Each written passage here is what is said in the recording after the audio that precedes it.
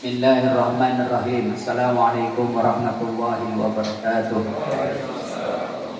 Saya akan bacakan sebagian manaqib dari Al-Imam Al-Qutub Al-Habib Abdullah bin Abu Bakar Idrus, dan apa-apa yang mengenai sebagian yang mengenai dari Al-Imam Abdullah bin Abu Bakar Idrus yang saya tahu. Nama lengkap beliau adalah Al-Imam Al-Habib Abdullah Idrus. Nama ayah beliau yaitu Al-Habib Abu Bakar As-Sakran bin Abdurrahman As-Segaf Faqihul Muqaddam Sani, dan ibu beliau adalah Maryam Putri Syekh Ahmad bin Muhammad Baru Syekh. Beliau adalah orang pertama yang bergelar Al-Idrus, sehingga tidak ada satupun anak cucu Rasulullah SAW di permukaan bumi ini yang bermarga Al-Idrus, melainkan itu adalah keturunan beliau. Beliau dilahirkan di kota Tarim tanggal 10 awal bulan Dzulhijjah tahun 811 Hijriah atau bertepatan dengan 1393 Masehi. Kakek beliau merasa senang dengan kelahirannya Al-Habib Abdullah bin Abu Bakar Idrus, dan kelahirannya juga telah diketahui oleh kakek beliau, yakni Al-Habibul Imam Abdurrahman As-Segaf Faqihul Muqaddam As-Sani, seraya mengatakan huwa sufi wa waqtihi, yang nanti akan menjadi seorang sufi besar pada zamannya, dan diberi lakop gelar Al-Idrus oleh ayahnya, seraya berkata itu adalah gelar penghulu para imam. Berkata Imam Al-Jauhari, Al-Idrus adalah nama dari sekian banyak nama-nama sang Raja Rimba, sebagaimana sang Raja Rimba menjadi raja dari semua binatang-binatang buas di rimba belantara, maka Al-Habib Abdullah Idrus menjadi raja dan penghulu dari semua aulia-aulia pada zamannya. Kakeknya wafat ketika beliau berusia 8 tahun, dan selanjutnya beliau dididik oleh ayahnya yaitu Al-Habib Abu Bakar As-Sakran bin Abdurrahman As-Segaf dengan didikan yang sempurna. Ketika berusia 16 tahun, ayah pun wafat, dan selanjutnya beliau dididik oleh pamannya sendiri yakni Syekh Umar Muhdar, dan menikahkan dengan anak perempuannya. Pamannya selalu mengajarkan jalan para ulama sholihin dan memakaikannya pakaian sufi. Habib Abdullah bin Abu Bakar Idrus, saya diajarkan oleh pamanku tentang rahasia-rahasia nama Allah Subhanahu wa Ta'ala, dan saya belajar pula kepadanya ilmu-ilmu hitungan. Beliau belajar Al-Quran kepada Syekh Muhammad bin Umar Ba'alawi, belajar fikih kepada Al-Faqih Syahid bin Ubaidillah bin Abi Ubaid, Syekh Abdullah Baharawah, Al-Faqih Abdullah Babu Syair, Al-Faqih Ali bin Muhammad Abi Amar. Al-Habib Abdullah bin Abu Bakar Idrus mulai bermujahadah ketika berusia 6 tahun. Beliau sangat takut kepada Allah Subhanahu wa Ta'ala dan sangat tawadhu. Ketika beliau tidak pernah merasa sendiri dirinya lebih baik dari siapapun makhluk Allah Subhanahu wa Ta'ala. Bahkan ke binatang pun sekalian, beliau senantiasa bersujud di tanah karena merendahkan dirinya di hadapan Allah Subhanahu wa Ta'ala. Dan beliau selalu membawa sendiri keperluannya dari pasar dan tidak mengizinkan orang lain membawakannya, dan senantiasa duduk di tempat-tempat rendah, senantiasa berjalan kaki di tempat-tempat jauh, dan kerap kali meminum air hujan. Demikian beliau memerangi hawa nafsu keduniaan sejak usia 6 tahun, dan berpuasa selama 2 tahun dengan berbuka puasa tidak lebih dari 7 butir kurma, kecuali malam-malam tertentu di mana ibunya datang membawa sedikit makanan untuk beliau, yang mana beliau memakan hanya semata-mata untuk menyenangkan hati ibunya. Beliau berkata, pada awalnya aku menelaah kitab-kitab fikih dan mendorong aku untuk bermuhajadah dengan memperbanyak lapar, walaupun ibuku menyuruh untuk makan. Beliau pernah 20 tahun tidak tidur baik malam maupun siang, sehingga derajat beliau menjadi syahul akbar, dan beliau selalu menutup dirinya dari ketenaran. Murid-murid beliau diantaranya yaitu saudaranya sendiri Al-Habib Ali bin Abu Bakar As-Sakran, Syekh Umar bin Abdurrahman Sahibul Hamra, Syekh Abdullah bin Ahmad Baqut Syair, Sayyid Ahmad Qasam bin Ali Syaibah, Syekh Muhammad bin Ali Al-Afif Al-Hajrani. Beliau selalu mewajibkan membawa kitab Ihya Ulumuddin, dan hampir saja beliau hafal kitab tersebut, serta menganjurkan kepada murid-muridnya dan sahabatnya untuk membaca dan mengkajinya. Diceritakan kitab Al-Masyhur Rawi bahwasanya beliau pernah berkata kepada murid-muridnya, Barang siapa yang menulis kitab Ihya Ulumuddin karangan Imam Al-Ghazali dan menjadikan 40 jilid dengan izin Allah, aku beri jaminan dia akan masuk ke dalam surganya Allah Subhanahu wa taala. Maka bersegeralah penduduk negeri ketika itu berlomba dalam menulis kitab tersebut. Di antara ialah murid beliau sendiri Al-Alamah Abdullah bin Ahmad Qudsair. Setelah penulisannya selesai menulis, lalu dihiasi kitab tersebut dengan hiasan yang sangat indah. Di setiap jilidnya dibalut oleh kain yang sangat bagus.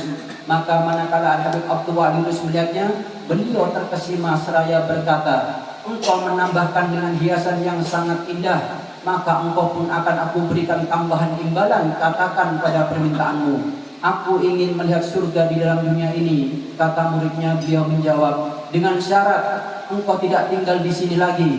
Muridnya pun menerima persyaratan tersebut, maka beliau pun memenuhi permintaannya tersebut. Waktu itu juga beliau memasukkan muridnya ke dalam surga dengan kafiyah yang sulit diceritakan. Setelah berselang beberapa saat, si murid kembali beliau keluarkan. Ketika keluar, wajah si murid dipenuhi cahaya yang terang benderang. Bau harum yang semerbak keluar dari tubuhnya, dan kakinya berubah berwarna kemerah-merahan karena menginjak rumput-rumput surga yang terbuat dari misik dan ambar. Sesuai dengan persyaratan sang guru, dia tidak boleh tinggal di Yaman lagi. Maka beliau pun pindah dan tidak ada satu tanah pun di permukaan bumi ini yang cocok dengan kaki beliau yang telah menginjakkan rumput surga, melainkan hanya tanah Haram dan Mekah. Beliau pun pindah dan tinggal di sana hingga wafat. Dan berkata Syekh Jamaluddin Az-Zafarani, Syekh Abdullah adalah ayat dari ayat Allah Subhanahu wa taala. Kakeknya Abdurrahman As-Sigaf sangat menyayangi dan memberi rahasia ilmu kepadanya. Berkata Syekh Abu Bakar Asy-Syafran, anakku Abdullah adalah salah satu sufi besar. Bau harum dan harumnya Rasulullah sallallahu alaihi wasallam salah satu wali kutub. Sedangkan pamannya Syekh Umar berkata, sesungguhnya aku kawinkan putriku dengan anak saudaraku sendiri karena beliau terdapat kehormatan semua Bani Alawi. Beliau telah menjadi wali kutub pada usia 7 tahun. Al-Imam Abdullah menginfakkan hartanya untuk kaum fuqara dan masakin yang sangat tawaduk terhadap para pengusaha dan lembut perkataannya. Berkata Syekh Izzuddin bin Abdi Salam, tidak ada orang yang keramatnya sama dengan maqam Al-Qutub Ar-Rabbani Abdul Qadir Jailani kecuali Syekh Al-Husain Asy-Syadzili dan Syekh Abdullah bin Abu Bakar Idrus. Di antara keramatnya adalah beliau dapat berbicara dengan orang-orang yang telah meninggal, berjalan di atas air, berbicara dengan bahasa hewan, doanya mustajab seketika, melihat sesuatu yang sangat jauh hanya dengan membalikkan hijab, dapat melihat manusia mempunyai sifat seperti binatang sebagaimana wujud aslinya. Beliau mengarang kitab Al-Kibritul Ahmar dan syarahnya, dan bentuk syair untuk paman Al-Habib Syekh Umar Muhdar, sebagaimana ulama kasab melihat bahwa Rasulullah sallallahu alaihi wasallam memuji Syekh Abdullah bin Abu Bakar Idrus dengan pujian agung, yaitu Abdullah adalah anakku, rahasiaku, darah dagingku, hidupku, tulangku dan pewaris sunnahku. Diceritakan oleh Syekh Sulaiman bin Ahmad, suatu ketika aku pernah sakit di negeri yang mayoritas penduduknya orang-orang kafir, hingga sulit bagiku untuk mendapatkan bantuan. Aku teringat akan sehelai kain punya Habib Abdullah bin Abu Bakar Idrus yang aku bawa. Kain tersebut pun aku selimutkan ke tubuhku dan menahan sakit, sambil aku meminta pertolongan dari Allah Subhanahu wa taala dengan bertawasul kepada beliau sampai aku tertidur. Dalam tidur pun aku ditemui oleh beliau yang datang dengan mengendarai keledai, serta di belakangnya beberapa anak kecil seraya mereka berucap, ya Hanan, ya Manan, Afi Sulaiman. Setelah tiba waktu pagi aku sembuh seketika. Diceritakan oleh salah seorang muridnya, suatu ketika aku duduk di samping guruku Al-Habib Abdullah bin Abu Bakar Idrus, sedangkan beliau sedang tidur pulas. Manakala tiba waktu sholat, aku pun mencoba membangunkan beliau. Telah tiba waktu sholat, ujarku, namun beliau menjawab, aku telah sholat. Jawaban ini membuat aku heran. Sungguh semenjak tadi aku bersamamu dan aku tidak melihat engkau melakukan sholat, kataku. Beliau menjawab, aku menjadi imam dalam sholat berjamaah di masjid. Jawaban beliau membuat murid-muridnya makin heran. Akhirnya dia keluar rumah dan menanyakan kepada para jamaah sholat yang telah bubar, siapa yang menjadi imam dalam sholat kalian? Tanya si murid. Yang menjadi imam sholat kami adalah Al-Habib Abdullah bin Abu Bakar Idrus, tegas para jamaahnya. Beliau wafat pada Ahad sebelum tiba waktu zuhur, tanggal 12 Ramadan, tepat pada tahun 865 Hijriah, dalam usia 54 tahun dan dimakamkan di pemakaman Zambal. Pada saat kewafatannya beliau, penduduk Tarim mengira kiamat sudah tiba karena begitu dalam kedudukannya yang menghayat hati mereka. Di antara karangan beliau yang terkenal adalah Radibul Idrus. Adapun keutamaan ratib dan amalan sangat banyak di antaranya. Barang siapa yang membacanya setiap selesai sholat subuh dan maghrib, segala niat dan hajatnya akan segera dikabul oleh Allah Subhanahu wa taala. Dia akan diberikan ketenangan dalam jiwanya, kemudahan dalam mencari ilmu, dan diluaskan rezekinya. Yang paling utama adalah meninggal dalam keadaan husnul khatimah. Karena itu adalah amalan para ulama dan aulia bani aulia. Dan sebelum Habib Abdullah meninggalkan kita semua, beliau telah menyempurnakan risalah beliau yakni Radibul Idrus, yang mana di dalam ratib tersebut beliau berpesan, ratibku ini adalah ratib yang pertama, dan ratibku ini pula yang nantinya akan dikenal dan dikenal di akhir-akhir zaman. Adapun di dalam ratib tersebut beliau juga berkata, siapa yang ingin mengenalku dan ingin mendapatkan karomahku, bacalah ratibku. Dan siapa yang ingin mendapatkan karomahku dan ingin mendapatkan terbenarnya ratib dan ingin mendapatkan karomahku, bacalah ratibku. Dan siapa yang ingin berkumpul dan bersamaku, bersama salaf-salafku, cintai dan amalkan ratibku. Semoga kita semua yang membaca ratib mendapatkan keberkahan dari beliau Syekhul Ratib, dan semoga kita semua yang membaca ratib mendapatkan asrar dari beliau Syekhul Ratib, dan semoga kita semua yang hadir di sini membaca ratib besok setelah kita akan dikumpulkan di surganya Allah Subhanahu wa taala bersama beliau Syekhul Ratib dan bersama kakek beliau Sayyidina Muhammad sallallahu alaihi wasallam. Dan semoga Allah Subhanahu wa taala menjadikan pertemuan ini menjadi saksi bagi diri kita bahwa kita mencintai beliau Habib Abdullah, dan kita sebagai tetamu beliau pastilah kita pulang membawa suatu karunia dari Allah Subhanahu wa taala, karena tuan rumah tidak akan menyia-nyiakan tamunya. Kita yakin dan kita percaya berkah Sahibul Hal, berkah ratib, berkah maulid, semuanya ini yang nantinya akan menolong kita. Kita keadaan apapun, keadaan diri kita, keadaan keluarga kita, keadaan rumah tangga kita, keadaan masyarakat kita, kita harus yakin, kita tidak boleh pesimis, kita tidak boleh putus asa. Sesungguhnya salaf-salaf kita memandang kita semua. Kita panggil beliau, ya Habib Abdullah, pandanglah kami semua yang hadir di sini.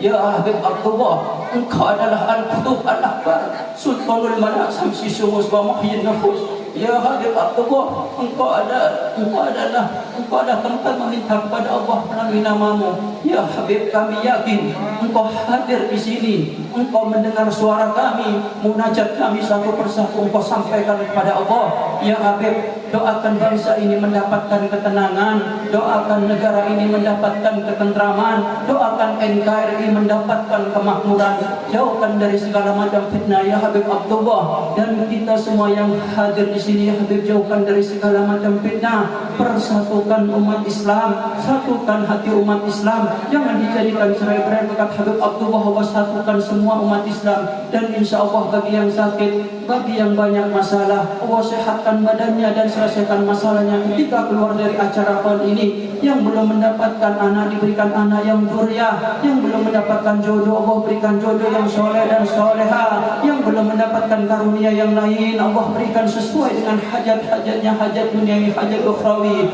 Ya Allah, ya Arhamar Rahimin, ya Rahman, ya Rahim, ya Razzaq, ya Qudus. Sesungguhnya Habib Abdullah adalah kekasih kami ya Allah. Jangan kau pisahkan tali kami dengan Habib Abdullah ya Allah. Jangan kau putus tali kami dengan Habib Abdullah ya Allah. Semua yang hadir di sini memiliki hajat, kami ingin diikat kuat dengan Habib Abdullah ya Allah. Dampingkan jiwa kami dengan Habib Abdullah ya Allah. Dampingkan raga kami dengan Habib Abdullah ya Allah.